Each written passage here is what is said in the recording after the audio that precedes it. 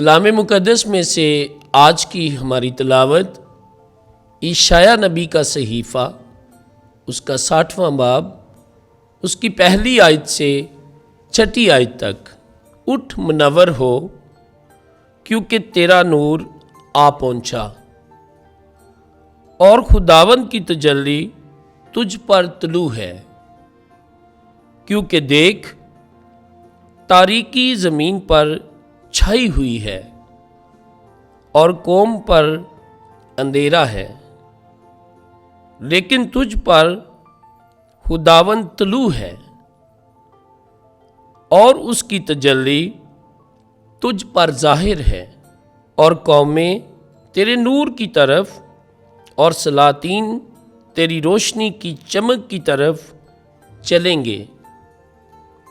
अपनी आंखें उठाकर नज़र दौड़ा, वो सब के सब जमा हुए और तेरे पास आए।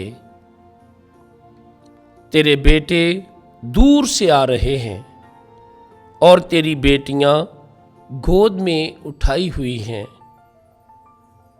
तब तू देखेगी और खुशी से चमक उठेगी और तेरा दिल धड़केगा और कुशादा होगा, क्योंकि समंदर की सरवत तेरी तरफ फिरेगी और कौमों की दौलत तेरी तरफ आएगी।